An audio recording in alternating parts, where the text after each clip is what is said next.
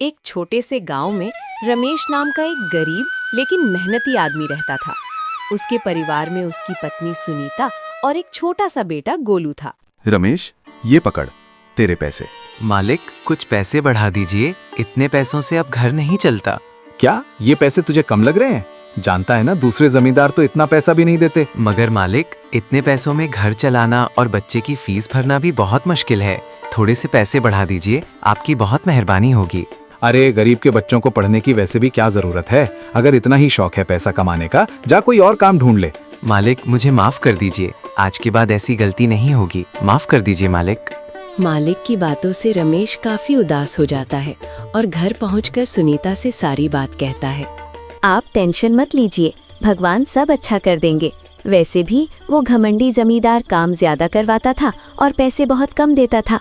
अब मेरे पास कोई काम नहीं है, अब हम हमारा घर का खर्चा कैसे निकालेंगे? उसकी चिंता आप मत करो, मैंने कुछ पैसे जमा करके रखे हैं, उससे चिंटू की फीस भी भर देंगे और आप कोई अच्छा सा रोजगार भी खोल लेना। मुझे कुछ समझ नहीं आ रहा, मैं क्या रोजगार खोलूंगा? मुझे तो कुछ करना भी नहीं आता, सिवाय खेतों में मजदूरी करने के अलावा। अरे, आप मटन बहुत अच्छा बनाते हो, क्यों ना मटन का ठेला खोल लो? और हमारे गांव में मटन का ठेला भी नहीं है। हाँ, ये आइडिया तो अच्छा है, मैं कल ही बाजार जाकर एक ठेला खरीद लाऊंगा।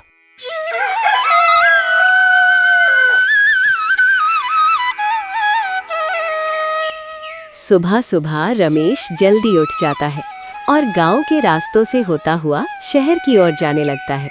मन ही मन बहुत खुश होता है और मार्केट में बहुत सारे ठेले देखता है। आज वो एक ठेला नहीं, अपने लिए एक नई उम्मीद लेने आया है और शाम को एक ठेला पसंद करके घर के लिए निकल जाता है और सोचता है, मैं इस ठेले से बहुत मेहनत करूंगा और अपने परिवार को बहुत खुश रखूंगा। अब सारी तैयारी हो चुकी थी। रमेश बहुत खुश था। आज उसने खेतों में मजदूरी भी नहीं की।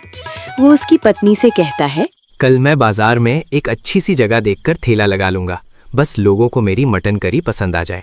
आप बहुत अच्छा मटन बनाते हो, देखना लोगों को आपके हाथ का स्वाद बहुत पसंद आएगा। और वैसे भी भगवान अच्छे लोगों के साथ अच्छा ही करते हैं। तुमने सही कहा, मगर अब मैं सो जाता हूँ, सुबह जल्दी उठकर तैयारी भी तो करनी है।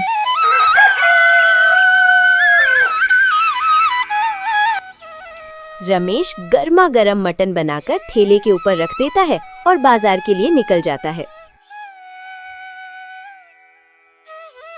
बाजार में ठेला लगाने के बाद जोर जोर से चिल्लाता है, गर्मा गर्म मटन खा लो, गर्मा गर्म मटन खा लो। ये सुनकर उसके पास एक आदमी आता है। अरे वाह, बाजार में मटन का ठेला, कैसा स्वाद है तुम्हारे मटन का, जरा हम भी देखें। बिल्कुल साहब, अभी गर्मा गर्म मटन लगा देता हूँ, एक बार खाओगे तो दोबारा जरूर आओगे। वाह भाई, मजा आ गया, बहुत ही स्वादिष्ट मटन बनाया तुमने। अब जब भी मुझे मटन खाना होगा मैं तुम्हारे ठेले पर ही आऊंगा। गांव में रमेश के मटन ठेले की बात आग की तरह फैल गई और अब बाकी मजदूर भी मालिक से पैसे बढ़ाने की मांग करने लगे। मालिक, अब इतने कम पैसों में काम नहीं करेंगे हम लोग, या तो पैसे बढ़ाओ या फिर हम भी रमेश की तरह कोई दूसरा रोजगार खोलें। ये सुनकर मालिक बहुत भड़क उठा और बोला, बुढ़े, तुझे बहुत शौक है ना अपना काम करने का, जा, निकाल दिया मैंने तुझे, तू भी अपना कोई रोजगार खोल ले और आज के बाद यहाँ काम मांगने मत आ जाना। बाकी मजदूरों ने भी जमींदार के पास काम छोड़ दिया और वो भी धीरे धीरे वहाँ से जाने लगे। अगले दिन रमेश बाजार में अपना ठेला लगाने के लिए जा रहा था। रास्ते में उसे वही बुजुर्ग मजदूर दिखाई देता है जो हाथ जोड़कर उसके सामने खड़ा था। बुजुर्ग मजदूर रमेश को सारी बात बताता है। बात सुनने के बाद रमेश कहता है, अरे काका, टेंशन क्यों लेते हो, मैं तुम्हारे बेटे जैसा हूँ। आज से तुम मेरे साथ काम करो और उस जमींदार से तो ज्यादा ही पैसे दूंगा और इस ठेले को अपना ही ठेला समझो काका। बुजुर्ग को नया रोजगार मिल जाता है और रमेश को साथ में हाथ बटाने वाला। गांव के बाजार में रमेश का ठेला धीरे धीरे सबसे मशहूर हो गया। रमेश ईमानदारी से काम करता था, मटन करी स्वादिष्ट होती थी और वो हर ग्राहक से प्यार से बात करता था, इसीलिए लोग रोज उसके ठेले पर आने लगे। एक दिन जमींदार की नजर उसके ठेले पर पड़ी और वो रमेश का ठेला देखकर काफी मायूस हो गया और उसे अपनी कई बातें याद आती हैं। अरे, गरीब के बच्चों को पढ़ने की वैसे भी क्या जरूरत है, अगर इतना ही शौक है पैसा कमाने का, जा कोई और काम ढूंढ ले। अपनी गलती का एहसास होता है।